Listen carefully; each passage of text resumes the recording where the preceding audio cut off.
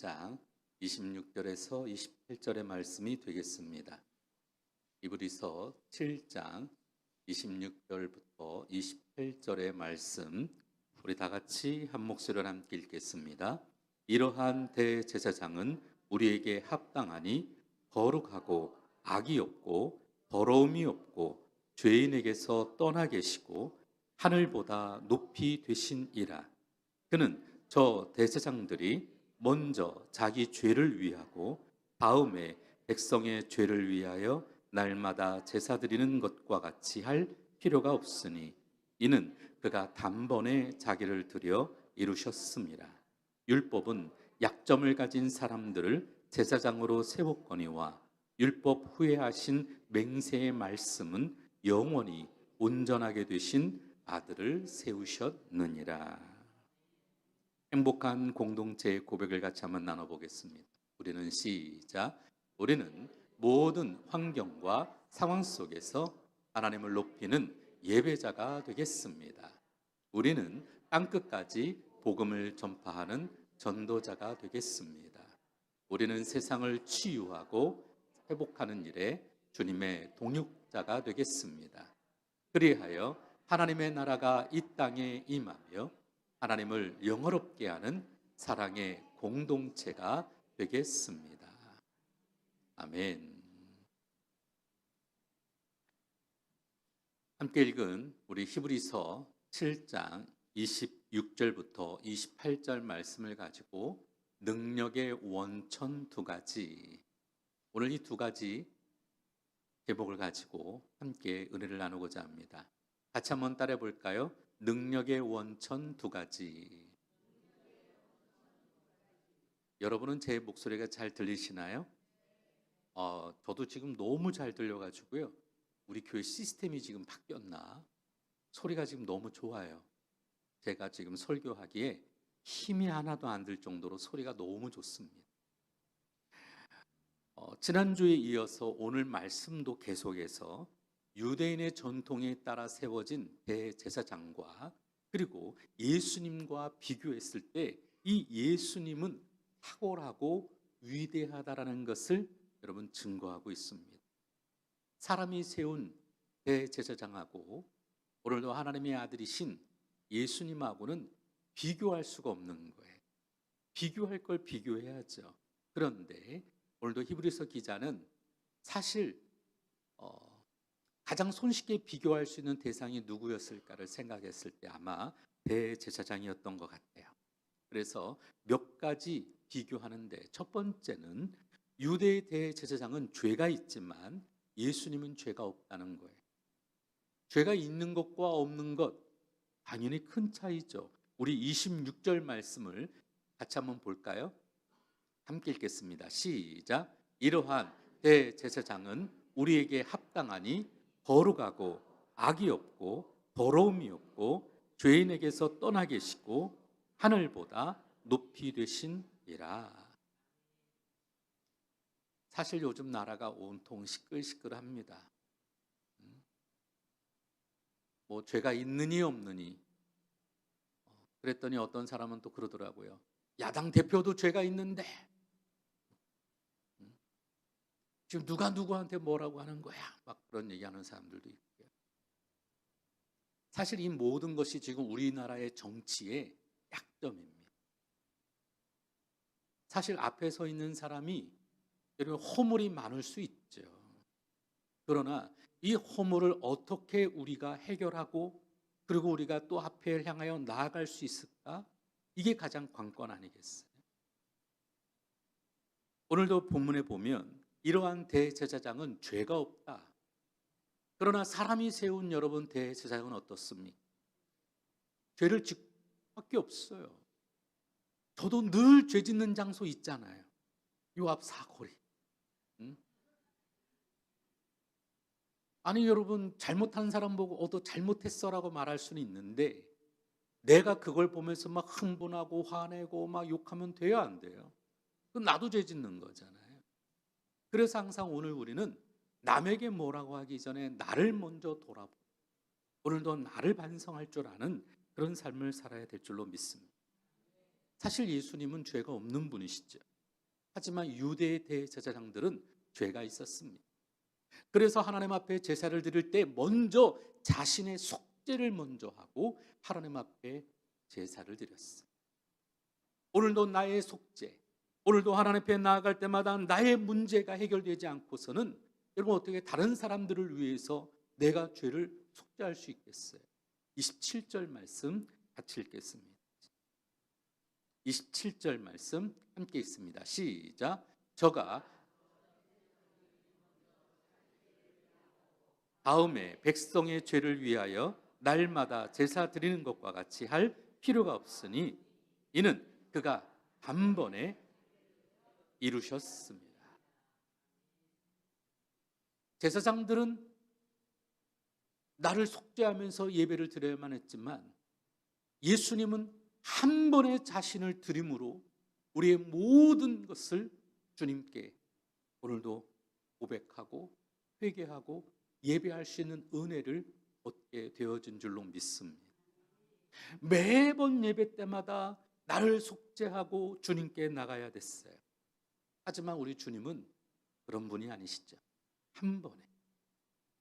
두 번째로 유대 제사장들은 날마다 제사를 드렸지만 예수님은 한 번의 속죄를 이루셨기 때문에 날마다 제사를 드릴 필요가 없습니다.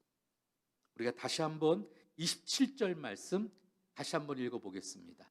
27절 그가 저 대제사장들이 같이 한번 읽겠습니다. 시작. 그가 저 대제사장들이 먼저 자기 죄를 위하고 다음에 백성의 죄를 위하여 날마다 제사 드리는 것 같이 할 필요가 없으니 이는 저가 단번에 자기를 드려 이루셨음이니라. 우리는 늘 예배 때마다 나를 위해서 먼저 예배해야만 합니다. 하지만 예수님은 그러실 필요가 없지. 세 번째로 유대 대제사장은 율법으로 세워졌고 예수님은 율법 후에 하신 맹세의 말씀으로 세워지셨습니다. 사실 조건들이 있어요. 우리도 여러분 담임 목사가 되기 위해서는 조건들이 있습니다. 요새 교회마다 청빙하는 교회들이 많아졌어요. 이제는 1세대와 1.5세대에 연로하신 목사님들이 은퇴하시고 새로운 교회의 담임 목사들을 뽑는 교회들이 굉장히 많거든요. 우리 주변에도 보면 뭐 선한 목자교회라든지 오륜교회라든지 기타 등등 뭐 여기 옆에 있는 뭐 큰 교회들도 보면은 많이 담임 목사님들이 바뀌어가고 있어요. 그냥 아무나 뽑겠습니까? 아무나 뽑을까요? 담임 목사 뽑을 때 여러 가지 조건들을 봅니다. 제일 첫 번째는 뭘까요? 뭐를 조건으로 볼까요? 우리는 그냥 잘생긴 거 가지고 뽑았잖아요. 우리 교회는 아니신가? 너무 뒤늦게 반응을 하시는데요. 행복한 우리 순복음교회는 물론 얼굴을 보고도 뽑았지만 이런 대다수 많은 교회들의 첫 번째 조건은 인격입니다. 이 사람의 인격이 어떤지. 사실 여러분 이 교회가 어려움을 겪는 이유 중에 하나는 담임 목사님의 잘못된 상황 속에서 이루어지는 경우들이 많습니다. 그래서 인격이 어떤지, 그리고 그가 어느 정도 학력이 있는지, 설교는 잘하는지, 행정력은 있는지, 이런 모든 것들을 종합적으로 따져서 뽑게 되어지죠. 그러다 보니까 옛날에는 어땠어요? 담임 목사를 뽑을 때 해외 유학파들, 공부 많이 하고 설교 잘한다고 하는 사람들을 뽑았어요. 근데 그렇게 뽑았다가 어때요? 문제들이 발생합니다. 그래서 요즘에는 담임 목사를 멀리서 해외에서 모셔오기보다는 그 교회 부목사 중에 인품도 설교도 모든 상황들을 오랫동안 봐오면서 이분은 괜찮지. 그래서 후임을 그렇게 세우는 교회들이 많아졌습니다. 요즘에 많은 교회들이 그렇게 하고 이런 교회들이 분란이 적어요. 그냥 겉으로만 봐서 유명한 사람 데려왔다가 어려움을 겪는 교회들이 많습니다. 대제사장을 우리는 조건을 두고 오늘도 그 사람이 갖고 있는 율법적인 모든 조건들을 여러분 충분할 때 세웠어요. 하지만 예수님은 어디 그러셨습니까? 그분은 하나님이 말씀하신 대로 오늘도 이 땅 가운데 오셨고, 오늘도 하나님 말씀하신 그대로 순종하여 오늘도 그분이 십자가라고 하는, 오늘도 우리를 향하신 하나님의 그 모든 계획 속에 말씀으로 순종하여 나아갔을 때 오늘도 그분은 우리의 대제사장이 되어주시고 우리 삶의 목적이 되어주시고 오늘도 우리의 소망이 되어주신 줄로 믿습니다. 네 번째로, 유대의 대제사장들은 사람들을 제사장으로 세웠지만 예수님은 영원히 온전케 되신 아들을 제사장으로 세운 것이죠. 사람이 제사장인 것과 하나님의 아들이 제사장인 것과 같을까요? 다를까요? 다르죠. 오늘 우리는 이 세상 가운데 위대한 역사를 이루시는 그 능력이 오늘도 이 대제사장과 예수님을 비교할 때 우리는 당연히 예수님께 있음을 보았습니다. 그리고 우리는 더 중요한 것 두 가지를 더 살펴보면서 오늘 말씀의 은혜를 나누고자 합니다. 먼저 첫 번째로, 하나님의 가장 위대한 역사를 이루는 것 중에 첫 번째는 거룩입니다. 같이 한번 따라해 볼까요? 거룩한 것. 왜 주님께서 하늘보다 높이 된 자였을까? 그것은 죄가 없기 때문에 그렇죠. 왜 주님께서 다른 사람들, 여러분, 죄를 짊어지시며 자기를 들여서 모든 것을 한 번에 속죄를 이룰 수 있었을까? 이 모든 것은 주님께 죄가 없기 때문에 그렇습니다. 이 세상에서 죄가 없다고 하는 사실만큼 위대한 능력과 파워는 없어요. 여러분, 죄진 놈이 뭐라고요? 죄진 놈이? 본인이 더 잘 알아요. 도둑이 재발절이고, 여러분이 잘못한 사람이 내가 죄진 게 있으니 어디서 당당할 수 있겠어요? 절대 그렇지 없죠. 제가 예전에 이 성남에 있을 때 중원경찰서 유치장 예배를 자주 가요. 처음에 갔어요. 처음에 예배를 드리러 갔더니 유치장 입구에 경찰관 한 분이 이름 신형빈입니다. 전화번호 031에 456에 번입니다. 주소 서울시 송파구. 근데요, 제가 죄졌나요? 왜 죄를 꼭 죄진 사람처럼 물어보세요? 아닌데요? 그러면 조금 더 부드럽게 물어보세요. 성함은 어떻게 되세요? 연락처는 어떻게 되십니까? 주소는 말씀해 주세요. 그러면 제가 얼마나 부드럽게 얘기하겠어요? 이름, 연락처, 주소. 아니, 말이 짧아도 내가 꼭 죄진 것처럼 여기 온 것 같아요. 저 예배 드리러 왔습니다. 죄 짓지 않았어. 그랬더니 그 사람이 깔깔깔 웃더라고요. 그래서 다음번에 갈 때마다 성함이 어떻게 되세요? 주소는 어떻게 되세요? 아, 네, 그랬습니다. 유치장 들어가는데 나는 죄가 없는데도 죄진 것 같아, 죄를. 오늘 우리가 능력을 진정으로 받기를 원한다면 기도도 많이 하고 능력을 사모하는 것도 중요합니다. 그러나 내가 여러분 더럽고 내 삶이 여러분 정결하지 못하다면 내 안에 능력이 나타날까요? 안 나타날까요? 내 안에 능력이 안 나타나요.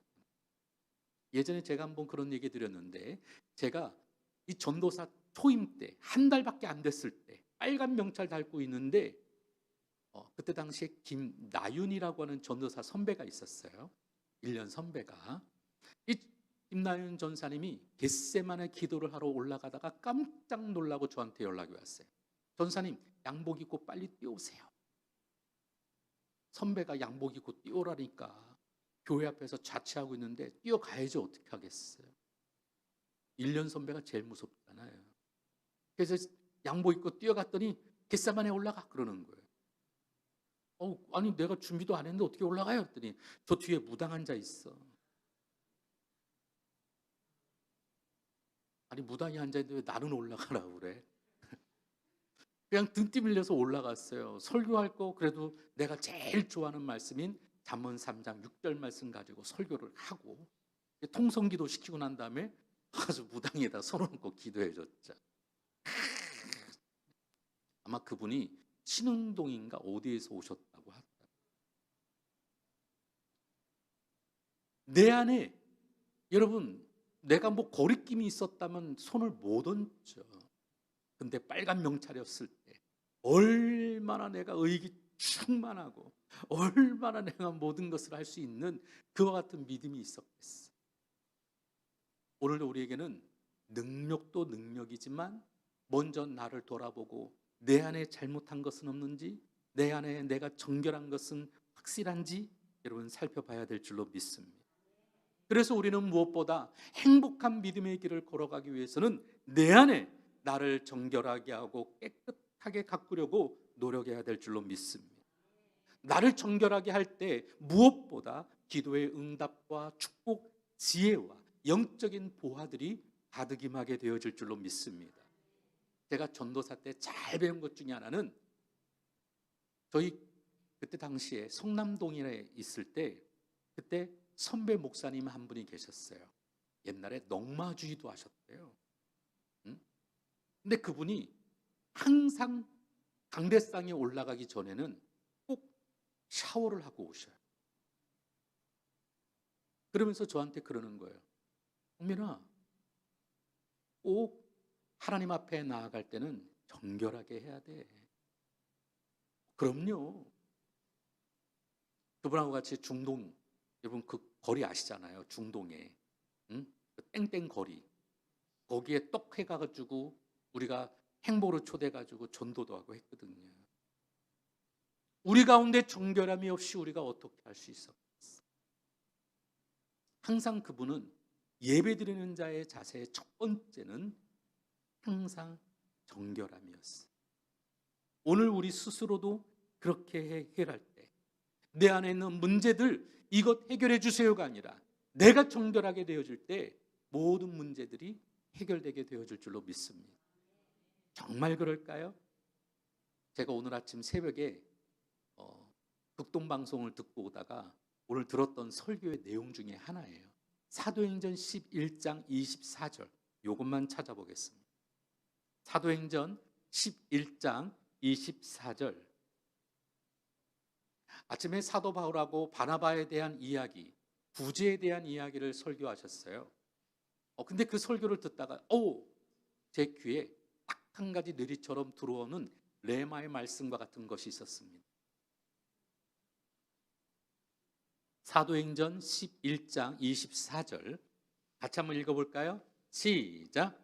바나바는 착한 사람이요 성령과 믿음이 충만한 사람이라. 이에 큰 무리가 주께 더하여 지더라. 오늘 이 히브리서 7장 26절부터 28절 말씀을 준비하느라 어제도 제가 말씀을 묵상하고 하루 종일 묵상하던 가운데 여러분 한 가지 고민이 있었어요. 내 안에 우리가 정결하게 한다라고 하는 것이 어떤 문제여야 될까? 근데 오늘 아침 새벽에 제가 5시에 극동방송을 들었는데 그때 주신 목사님의 말씀이 이 말씀이었어요. 바나바는 착한 사람. 안디옥 교회가 오늘도 성장하고 부흥하는 데 있어서 바나바가 굉장한 역할을 했습니다. 근데 이 모든 문제가 해결되고 부흥케 되어지는 첫 번째가 뭐냐? 착한 사람. 내가 정결하고 내가 거룩하고 오늘도 내 안에 흠이 없는 믿음의 삶을 살아가려고 할 때 우리는 부흥하게 되고 문제가 해결되게 되어질 줄로 믿습니다. 첫 번째는 착한 삶을 살아가야 하는 것이죠. 우리 존경하는 장로님들은 다 착한 분이시잖아요. 우리 너무나도 우리 행복한 우리 권사님들은 다 착한 분들이시잖아요. 왜 웃으시지? 앞에 서 있는 담임 목사도 착한 사람일까요? 여러분 그렇게 믿으시나요? 저는 정말 착한 사람이 되고자 몸부림을 칩니다. 여러분 오늘 우리가 몸부림을 쳐야 되죠. 착한 사람이 되어질 때 우리에게 여러분 모든 것들이 합력하여 선을 이루는 놀라운 역사들이 일어나야 될 줄로 믿습니다. 뿐만 아니라 바나바는 성령과 믿음이 충만했다. 근데 이게 중요합니다. 우리는 생각할 때 여러분 앞에 서 있는 담임 목사는 성령 충만하고 믿음이 충만한 사람이기를 원합니다. 그러지 않으세요? 근데 오늘 성경에는 바나바에 대한 이야기를 할 때 부흥의 역사를 일으킨 주역을 표현할 때 첫 번째를 뭐라고 했느냐? 성령이 충만하고 믿음이 충만한 사람이라고 이해하지 않았어요. 먼저 착한 사람. 제 인상이 워낙 험해서 착한 사람 되는 게 쉽지는 않지만 항상 저는 웃으려고 하고 있고 항상 말도 조심히 하려고 하고 항상 어느 곳에 섰던지 모든 것이 여러분 오해 없이 잘 하려고 착하게 정말 그렇게 하려고 노력을 하고 끊임없이 몸부림을 쳐야 한다고 생각을 합니다. 여러분 우리 삶에 여러분 문제가 해결되기를 원한다면 착하게 살아야 될 줄로 믿습니다. 우리 옛말에도 착한 사람에게는 하나 더 줄 줄로 믿습니다. 오늘도 그런 은혜들이 임하게 될 줄로 믿습니다. 그래서 나를 정결하게 가꾼다고 하는 것은 완벽주의로 살아가는 것도 아니에요. 수도사처럼 그냥 금식하고 그냥 아무것도 없이 수도만 하며 살라는 것도 아닙니다. 정결하게 하는 건 노력을 쉽게 포기하지 말고 착한 믿음의 마음과 생각을 지니려고 노력해야 될 줄로 믿습니다. 육신의 여러 가지 유혹 속에서도 나의 입술과 눈과 귀를 지키려고 노력해야 될 줄로 믿습니다. 근데 이게 안 되잖아요. 쉽지가 않습니다. 오늘 아침 뉴스에도 보니까 별 2개짜리 투스타 장군이 국회 청문회가 불려가가지고도 잠깐 땀나는 시간에 핸드폰으로 게임하더라고요. 이게 오늘 뉴스에 딱 찍혔어요. 아니 투스타가 그 엄중한 곳에 가가지고도 여러분 게임하느라고 그냥 정신이 없어요. 저도 핸드폰 게임 안 합니다. 그럴 만한 시간도 없겠지만 오늘 우리는 내 마음을 지키되 그 마음과 생각, 내 입술, 눈과 보고 듣는 귀, 이 모든 것도 착한 마음으로 여러분 지켜야 될 줄로 믿습니다. 근데 세상은 참 좋고 좋은 게 좋은 거라고. 교회는 그냥 아이 괜찮아, 은혜만 되면 돼. 너무 값싼 은혜를 추구했죠. 그래서 은혜 하면서 죄를 져도 죄책감 없이 그냥 두리뭉실 넘어갈 때. 그러다 보니까 말도 쉽게 하고 상처를 주고. 예수님께서 우리의 모든 죄를 사신다고 해도요, 너무 쉽게 다른 사람들에게 상처를 주거나 아프게 해서는 안 될 줄로 믿습니다. 그러기 위해서 우리는 더 착하게 우리 마음과 생각을 보는 것도 듣는 것도 모든 것, 우리의 손과 발이 행하는 모든 것도 조심해야 될 줄로 믿습니다. 그래서 우리는 최선을 다하는 수준에서만 그냥 머물러 있으면 그냥 수도사죠. 자칫 잘못하면 율법에 빠질 수도 있어요. 그래서 우리가 정결하게 최선을 다하고 난 다음에 그 다음이 중요합니다. 나의 약한 것을 한계를 인정하고 항상 회개하는 마음으로 주님 앞에 나가야 하는 것이죠. 우리가 어떻게 완벽할 수 있겠습니까? 아무도 그렇게 할 수 없어요. 그래서 우리는 무엇보다 회개하는 마음으로 더 겸손하게 겸허하게 오늘도 주님 앞에 나가야 될 줄로 믿습니다. 겸손함이 없는 거룩은 아무런 의미가 없습니다. 정결하기 위해 노력하면서 결코 잊지 말아야 할 것은 바로 회개하는 힘입니다. 이 세상에 살아가면서 우리가 가장 정결할 때가 언젠가? 그것은 바로 회개할 때입니다. 내가 진심으로 회개하는 순간 여러분 그때만큼 정결한 때가 어디 있겠어요? 그런 의미에서 회개하는 만큼 사람을 능력 있게 만들고 회개하는 만큼 우리 안에 있는 문제가 하나님의 축복을 예비하는 것은 없는 줄로 믿습니다. 그러므로 여러분 항상 기도할 때마다 우리는 회개 기도를 많이 해야 돼. 근데 이게 쉽지 않아. 사실 오늘 우리가 기도할 때 회개 기도는 많이 안 해요. 기도의 한 80%는 늘상 주세요, 해주세요. 여러분 탄원 기도가 80%는 넘어요. 여러분 그러지 않으세요? 아니세요? 우리가 크게 잘못된 것도 아니겠지만 회개하는 기도 시간이 짧고 회개하는 기도하는 내용이 적어도 여러분 우리가 영적인 이 믿음의 삶을 살아가는 데 있어서 그 비중이 자꾸 줄어들면 거룩해질 수가 없다라는 것이죠. 이 나라 상황이 이렇게 된 것도 내 탓이요. 사실 캐톨릭에 가면 예배 전에 우리 사도신경 같은 거 하고 난 다음에 뭘 하냐? 내 탓이요, 내 탓이요, 내 탓이요라고 말하는 게 있어요. 혹시 들어보신 적 있으세요? 오늘 우리도 여러분 그렇게 내 안에 내 마음을 통회하며 자복하며 회개할 수 있는 것이 여러분은 항상 의도적으로 주님께 나가야 될 줄로 믿습니다. 왜냐하면 우리가 성결함 속에 기도의 능력이 드러나기 때문에 그렇습니다. 두 번째로 오늘의 주님의 능력의 원천은 바로 섬김에 있었습니다. 한번 따라해 볼까요? 능력의 원천 두 번째는 섬김에 있다. 첫 번째가 고르게 있었다면 두 번째는 섬김에 있죠. 하나님의 위대한 역사를 이루는 또 하나의 능력은 섬김입니다.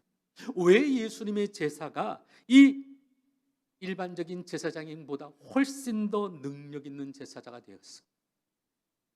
대제사장은 제물을 하나님께 드렸어요. 그러나 예수님은 자기 자신이 제물이 되어졌습니다.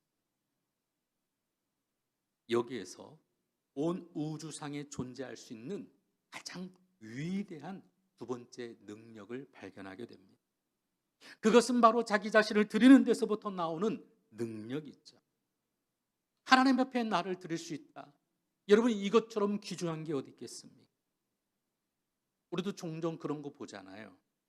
어떤 사람이 불의의 사고가 있었는데 각막도 기증하고 폐도 기증하고 심장도 기증하고 너무 안타까운 삶이었는데 남은 모든 것도 다른 사람들을 위해 희생하고 마지막으로 갔다. 종종 그런 뉴스를 볼 때가 있어요. 오늘 우리도 그렇게 드릴 수 있는 삶이 얼마나 귀하겠습니까? 우리는 그런 사람들을 훌륭하다고 이야기하죠. 우리가 믿음 안에서도 나를 온전히 드릴 수 있다면 그것은 훌륭한 삶뿐만 아니라 그런 삶 가운데 엄청난 능력이 세워져 나오게 될 줄로 믿습니다. 사실 우리는 부모님의 사랑을 항상 이야기하죠. 그 가운데서도 아버지보다는 대체적으로 어머님들의 헌신이 더 눈물겨울 때가 있잖아요. 옛날에 그런 동화를 본 적이 있습니다. 어머니는 항상 아이들한테 고봉밥을 퍼주면서 나는 배불러. 아까 좀 먹었어. 근데 여러분 먹었을까요? 안 먹었지만 애들 배 채우려고 여러분 항상 그렇죠. 또 애들이 엄마 먹는 거 보지 않으면 우리도 안 먹을 거야. 그랬더니 한 번은 어머니도 고봉밥을 이만큼 내셨어요. 알고 보니까 밑에 감자가 이만한 게 들어있는 감자 한 덩이, 밥은 조금. 그런 희생이 있었기에 오늘 우리들이 존재하고 오늘 이 땅 가운데 그 어머니의 사랑과 같은 희생을 우리는 누구보다도 가슴 아파하고 또 우리는 늘 기억하는 것 아니겠습니까? 예수님의 희생은 바로 이 어머니의 사랑보다 더하듯 자신을 온전히 내어주는 제물과 같은 것이었어요. 그 섬김이야말로 단 한 번에 드리는 그 제사야말로 인간이 우리가 할 수 있는 어떤 제사보다 어떤 예배보다 우리 주님이 가장 탁월하고 위대하다라고 하는 것을 이야기할 수 있는 거죠. 어떤 분은 드리지도 않고 기도만 하는 사람들도 있어요. 항상 선교사님들이 오면 이구동성하는 얘기들이 이 선교지에 교회 가면 그냥 찬양도 막 뜀뜀이 하고 얼마나 멋지게 예배를 드리는지 근데 하나님 앞에 드려지는 거는 아무것도 없어. 그냥 예배만, 찬양하는 것만 좋아해. 기도하라면 또 열심히 기도는 해. 근데 드려지는 삶이 없어. 여러분, 이것처럼 안타까운 일이 어디 있겠습니까? 우리가 하나님께 나아갈 때 물론 우리가 기도하면 다 접수하십니다. 그러나 능력 있는 기도가 되기 위해서는 먼저 오늘 우리의 삶을 주님께 내어드릴 줄도 알아야 될 줄로 믿습니다. 내 삶을 드리는 것. 내 삶을 드리라고 그러니까 여러분 뭐 다 목사가 되라는 거 다 절대 아닙니다. 성경에서도 분명히 로마서 12장 1, 2절에는 말하기를 오늘도 하나님이 기뻐하는 제사가 되기 위해, 오늘도 그 영적 예배를 드리기 위해 우리의 몸을 거룩히 드리라는 거죠. 내가 있는 처소에서 오늘 우리가 말하는 것도 행동하는 것도 정말 우리 겸손하게 성도들을 섬길 줄 아는 우리 장로님들처럼, 우리 행복한 권사님들의 믿음의 기도처럼 오늘도 다른 사람보다 내가 시간을 드리고 물질을 드리고 내 마음을 주님께 드리며 오늘도 예배하는 삶의 자세가 드러나야 될 줄로 믿습니다. 눈에 보여지는 은사가 중요하지만 그러나 이것보다 더 중요한 것이 있습니다. 우리에게 여러분 기적이 일어나는 예배가 중요하겠지만 이것보다 더 중요한 것이 있습니다. 은사도 기적도 부수적인 거예요.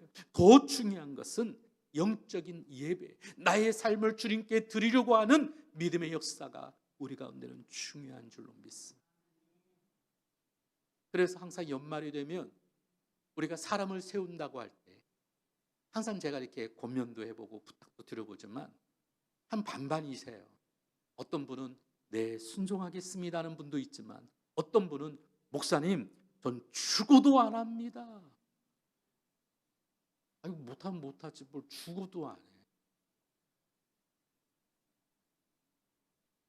오늘도 하나님 앞에 내가 헌신하던 믿음으로 나아가면 나머지 것들은 다 하나님이 채워주시고 도와주실 줄로 믿습니다. 지금 명성교회에서 예배드리는 한 권사님이 계세요. 제가 교구장일 때 지역장님이셨는데 제일 젊은 엄마였어요. 근데 그분을 구역장에서 지역장으로 세울 때 반대도 많았어요. 젊은 사람이 뭘 할 줄 알겠어. 애도 어린데 애들 없고 어떻게 뭘 하겠어. 제가 그분한테 그랬어요. 그냥 열심히 하나님을 하세요. 그러면 나머지 것도 하나님이 다 도와주세요. 제가 어떤 믿음에서 그런 배포 있게 얘기를 했는지 모르겠어요. 근데 정말 지금 한량 같은 남편도 교회의 안수 집사가 되고 애들도 그냥 믿음 안에서 잘 성장해서 좋은 대학 가고 좋은 직장 들어 지금은 명성교회 권사가 돼서 열심히 새벽마다 기도하고 하나님의 영광을 위해서 헌신. 항상 그분이 그래요. 목사님 그때 하라고 할 때는 죽기보다 하기 싫었는데 그래도 목사님이 내가 하나님의 일을 하면 하나님은 내 일을 해주신다라는 그 믿음만 갖고 나갔다. 오늘도 우리는 그렇습니다.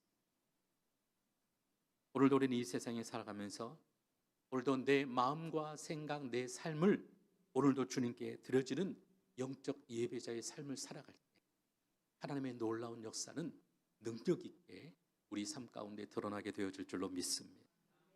우리가 정말 믿음의 삶을 살아가며 참된 예배자가 되어질 때 나를 온전히 드릴 수 있어야 될 줄로 믿습니다. 내가 어떤 분야에서든지 오늘도 나의 몸을 온전히 드릴 때 그 안에 능력이 나오고 어떤 공동체든지 먼저 자신을 헌신할 때 사람들로 하여금 인정받는 은혜가 드러나게 될 줄로 믿습니다. 전에도 말씀을 드렸는데 한 삐에로가 예수를 믿게 되어졌어요. 이 삐에로가 가진 것은 없고 어느 날 성도들이 아무도 없는 새벽에 혼자 강대상에 올라와서 하나님 내가 잘할 수 있는 것 하나님 웃겨 보여드리고 제주도 넘고 여기서 막 제주도 피우고 그러면서 하나님 기쁘시게 내가 잘할 수 있는 것으로 하나님께 헌신하고 싶어서 혼자서 강대상을 막 뛰어다니며 하나님 앞에 댕굴댕굴 누가 그 모습이 잘못됐다고 뭐라고 하겠어요? 우리는 그런 거 못하잖아요. 내가 잘할 수 있는. 오늘 우리는 이 우주상의 가장 위대한 능력 두 가지를 살펴보았습니다. 여전히 내 안에 문제가 있고 여전히 오늘 우리 가운데 힘들고 어려운 문제가 생겨 있다면 우리는 두 가지를 한 번 더 생각해 봐야만 합니다. 첫 번째, 내 안에 깨끗하지 않은 것은 있는가? 두 번째, 나를 하나님 앞에 온전히 드리고 있지는 않은가? 항상 나를 깨끗하게 정결하게 거룩하게 착한 믿음의 길을 걸어가고자 항상 기도한다면, 나의 삶을 주님께 드릴 줄 알기 위해 항상 수고롭더라도 애쓰고 주님께 나아갈 수만 있다면, 오늘 우리에 있는 어떤 문제도 어떤 어려움도 우리는 분명히 극복하며 사는 능력 있는 크리스찬이 될 줄로 믿습니다. 기도하겠습니다.